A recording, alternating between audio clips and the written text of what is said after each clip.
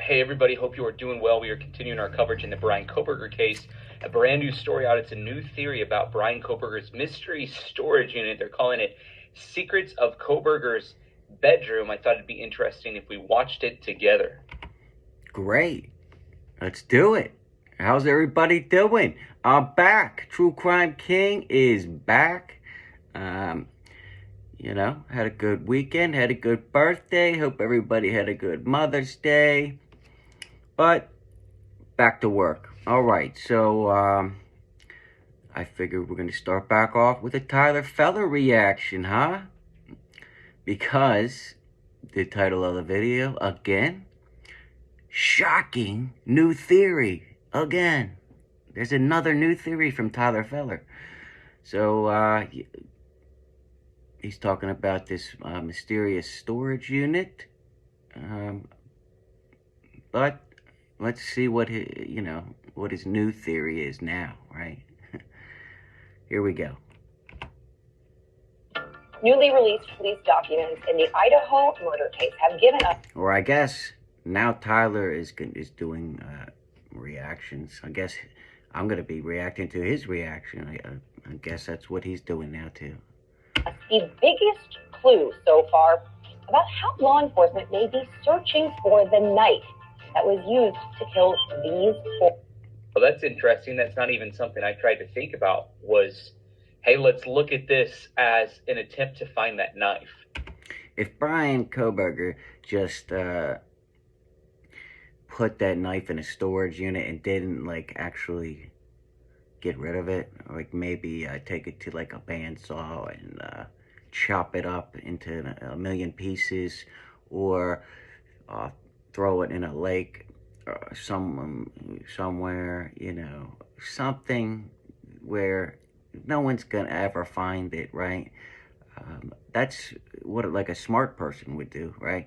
A stupid person would leave that knife intact and then put it in a storage unit that's under your name, right? I mean, it's just common sense, right?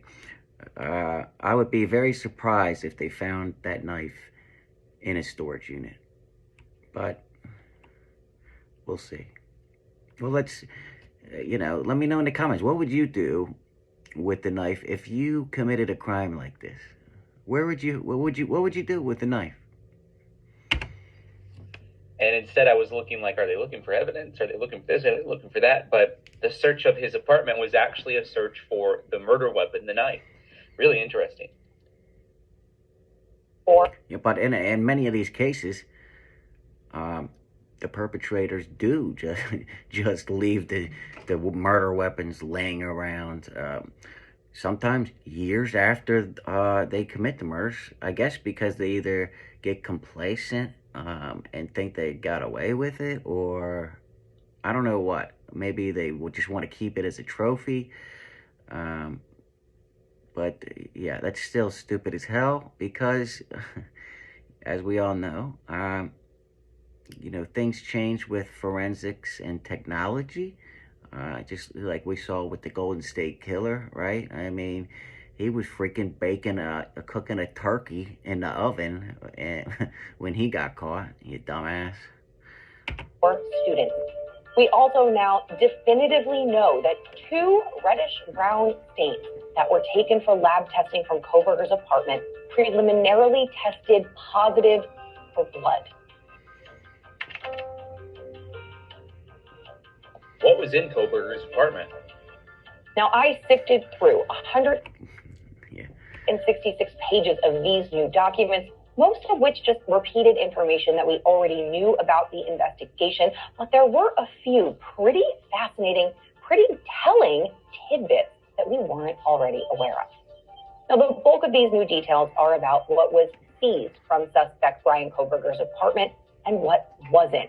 Police executed a search warrant on Kohberger's off-campus apartment on December 30th, a few hours after he was arrested at his parents' home in Pennsylvania.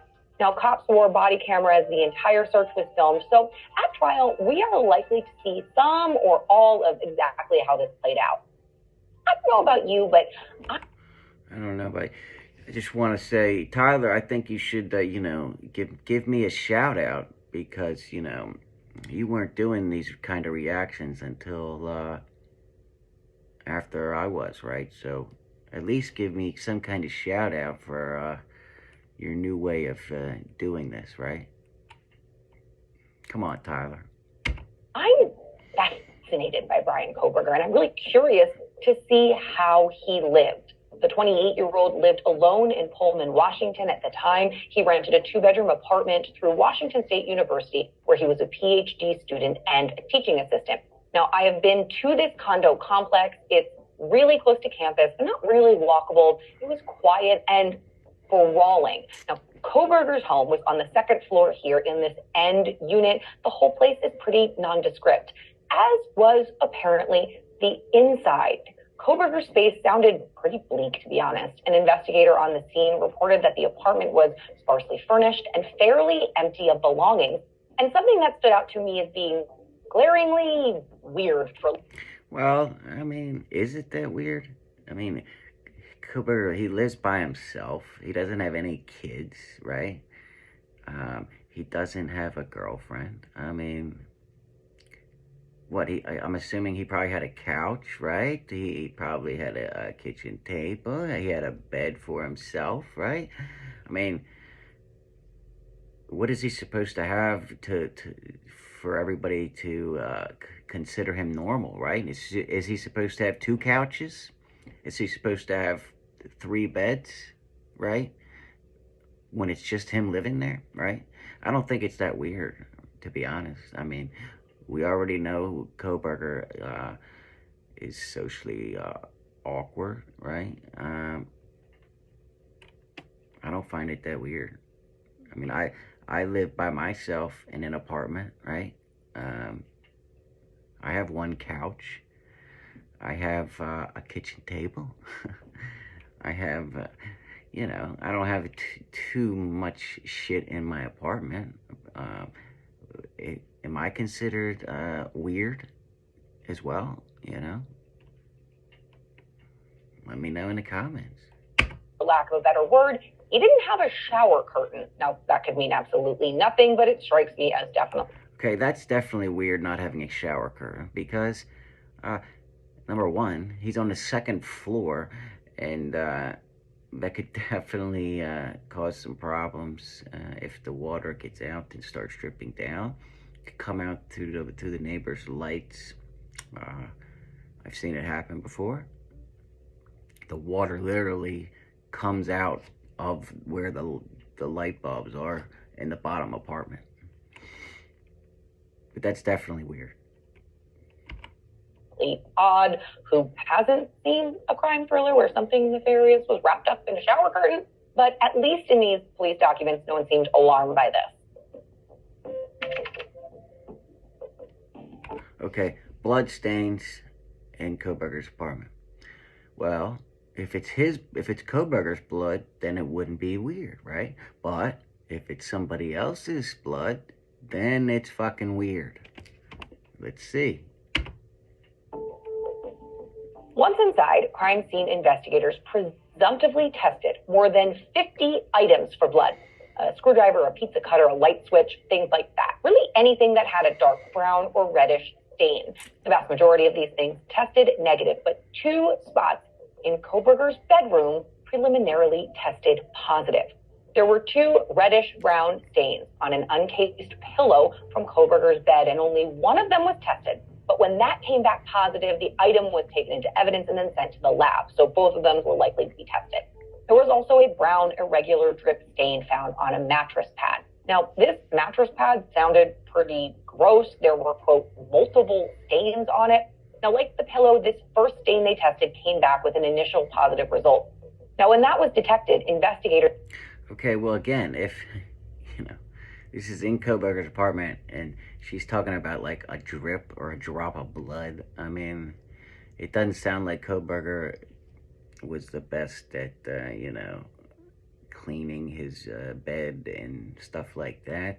But if it's just Kohberger's drop of blood, I mean, he could have a bloody nose, a cut, anything, I mean... if it's his blood, then none of this even really matters, right? Ended up bagging the whole thing and sent it off to the lab. Now, these stains will go through more rigorous testing. So, yeah, I'm not going to put too much into this unless it comes back as being one of these victims' blood, okay? Then it's interesting to me. If it's just Kohberger's blood, then why are we even talking about it, right? It's in his apartment. It's not like it's at the King Roadhouse, right? I mean, come on. To determine if they are in fact. And so far, good commentary, Tyler. Blood. And then that will be compared against the suspect's DNA as well as the DNA profiles of the 4 victims. Obviously, if any of these are a match to the blood of Ethan Chapin, Maddie Mogen, Xana Carnoto, or Kelly Gonsalves, that will be a huge boon for the prosecution and a major hurdle for. Yeah, that's what I'm saying. If it's one of the victims' blood, it would definitely be a major Kohberger. He's screwed even more. But if it's just Kohberger's blood, then, you know, I really shouldn't even be talking about it, right? It's a non-factor. For the defense. Kohberger's apartment was 2 bedrooms, but since it was leased through the university, he only leased one of those. He didn't have access to the other one. It was locked per WSU housing protocol, and investigators don't believe that Kohberger ever entered it. It seems that before leaving for his cross-country drive with his father at the end of the semester, Bryan Kohberger tidied. And real quick, I know I'm stopping the video, but, you know, this is a reaction video. If you wanted to just see this video without any commentary, then go watch the Daily Mail video, and then you won't have to hear me talk. But it just seems like what Tyler's doing. I haven't, you know, he's just watching it without even talking. That's just not what I do. So. Beat up the place. Investigators noted that all the trash cans had been emptied. Not too surprising. Here we go. Okay, the storage unit. This is what we wanted to see. They also discovered a round padlock inside of a coat closet, and the key to that lock was found on his TV stand. Now, the lock belongs to one of the storage units available to the residents of the Steptoe apartments. Kohberger's unit G201 did have a storage closet assigned, and investigators found it with the door open and completely empty. When I read this, alarm. Okay, real quick. That is totally normal to have, you know, a little storage thing assigned to you when you rent or own an apartment. I mean, I own this apartment, but, you know, even if I was renting it, that you would still get they would give you a little storage thing, but then you buy your own lock and you put it on, right? And then if you're renting, then when you're done, you take your crap out, you take your lock, and the next person moves in. So that is completely normal as well. But if nobody would have told, you know, the officers that, then that they do get storage units, then they might not have known this. It's not the storage units that she's talking about. It's not like you're going to a big Lizzie's Lockers or outdoor storage facility, right? That's not what she's talking about, or at least that's not what I'm picturing. What she's talking about. Bells started going off in my head. Bryan Kohberger may never have had anything in the storage closet, but something about the the storage closet. That's exactly what it is. It's like a closet. I mean, like a small bathroom size, just to put you know, some extra shit, right? Or being ajar and the area being empty just does not sit right with me. And it didn't sit right with investigators. In documents, an officer on the scene said that they believed the unit was, quote, likely accessed between the time of the murders and Kohberger's trip home to Pennsylvania. And well, again, it's actually not that uncommon for those storage units to not have that much stuff in them. I mean, I can speak, again, because I live in an apartment, and not just me, but every one of my neighbors, their storage closets aren't really that full. I mean, there's a couple things in there, but you know, she just mentioned that Kohberger was his house or his apartment wasn't furnished. He didn't have a lot of stuff in his apartment, so why would he have a lot of stuff in his storage closet if his apartment wasn't even full of stuff, right? I mean, just think about these things, right, lady? I don't find that weird either, that his storage unit was empty. I mean, like I just said, he barely had stuff in his house, in his apartment. And more importantly, quote, it is also believed the storage closet could contain trace evidence. Police were so convinced of this hunch that they asked the judge to amend the search warrant so they could legally look through the storage closet. Yeah, I mean, it's definitely possible that he could have put stuff in there, yeah. And obviously, if you're the police, you want to check everything. But, in my opinion, it's not that uncommon for these storage closets to not have much stuff in them. I mean, mine doesn't, you know? Unfortunately, police didn't collect any evidence because they noted there were cobwebs going into the closet, dust all over the floor, indicating to them that the unit hadn't been used recently. Exactly. Because nobody really uses them, right? But what is recently? It might be different to you or me. You have to remember, this search was conducted 7 weeks after the murders. I don't know about you, but I know for me, my apartment gets a nice coat of dust settling down in just a few days when I'm cleaning it. Yeah, it gets dust, but it doesn't get cobwebs in a week or two, okay? You know, for it to have all kinds of cobwebs and stuff like you were just describing, I mean, that would take months to happen. And that just confirms my theory that he probably didn't use it that much or at all. Regularly, and that's with me and my family living in it. So I don't know. Well, you just said you and your family. Again, Kohberger lives by himself. I mean, I'm not defending the dude. I'm just saying the facts, like, because that's how I live right now. You know. I believe there is more that can be learned from this storage unit. Like, for example, if you have kids, you're going to have more shit. So you're probably going to have a whole bunch of... You're not going to have room for maybe all your toys and stuff, right? But when you don't have kids and you're not married, you don't have that much stuff, right? You don't need that much stuff. And it's plausible that this space was used to store items relating to the murders temporarily before they were disposed of. And if that happened... Okay, that is also plausible. But, okay, if you're... Something that important, like... I don't think Kohberger will want that out of his sight, right? I think he would rather have that in his apartment. I mean... So he knows where it is, right? Why would you put let's just say he's hiding his knife, right? That he allegedly used to commit these murders. Why would he put it outside of his apartment in the storage closet next to everybody else's storage closet, where anybody could just break in there or whatever, and you know, he can't see it or touch it?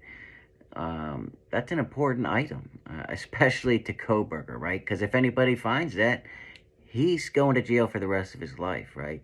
I would think he would just either have destroyed it or it would be somewhere near him in his apartment where he would know exactly where it is at all times, and he could check at all times and make sure it's there. I mean, this is a reminder.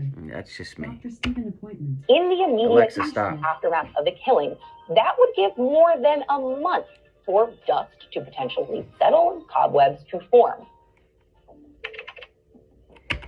Yeah, a month for cobwebs and stuff. That's pushing it. I guess it's possible, but that's pushing it. To be honest, I mean, come on.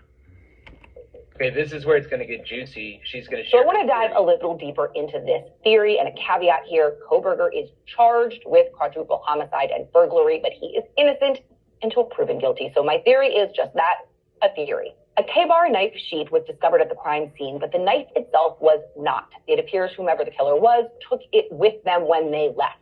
And as far as we know, the clothes that the killer was wearing the night of the murders have never been found. The night of the killing, there's a gap in time between 4:20 a.m. and 4:48 a.m. where investigators are unsure of Bryan Kohberger's alleged movements. Yes. This is when he probably got rid of the knife. And I'm assuming, I don't think he destroyed it, because I don't think he had time to destroy it, to be honest with you. I think he either buried the knife or threw it in some kind of body of water. That is my hypothesis on what happened to this murder weapon. But who knows? He could have, obviously he planned this beforehand, and maybe he had something ready to destroy this knife after the murders. That is possible too. But in my opinion, it's not going to matter. In my opinion, the police do not need the knife. They already have enough to convict him, in my personal opinion. At 4:20, CCTV footage near the crime scene captures a white car, which cops believe is Kohberger driving in his Hyundai Elantra, leaving. Yeah, I mean, like, come on. Once you put all these pieces together, it forms a perfect picture of just Kohberger committing these murders, you know? It just does. I followed the evidence, and there's really only one theory, and that's Kohberger killed these 3 women and Ethan. The area at a high rate of speed. Now, the suspect's phone was off the grid all night, but at 4:48 a.m., it pings a tower south of Moscow, Idaho. Like, why would Kohberger turn his phone off only for this specific, most important, hour or 2 hours of time that he could have possibly turned the phone off, right? I mean, again, when you put that together, it's just obvious of his guilt. It just is. I mean, if the police go and look, he's never turned his phone off for more than 15 minutes until the night of November 12th and the 13th. Or what? Duh. You know what I mean? And then you got the knife sheath with his DNA, and then you got him on TV driving past the house 4 times. You got his exact movements with the cell phone towers. You've got Dylan seeing him with his bushy eyebrows and walking, and made eye contact. You've got the people. The students at the Idaho campus putting Kohberger there all the time, even though Kohberger had no business going there. You just got all these different things that add up to Kohberger committing these murders. But, this is, the video's getting long, but so I'm going to end it here. There's not really a new theory. Tyler isn't even talking. It's basically just me doing this reaction. But yeah, that's all I got. Hit the like button if you liked it. Feels good to be back. And until next time, guys, True Crime King out.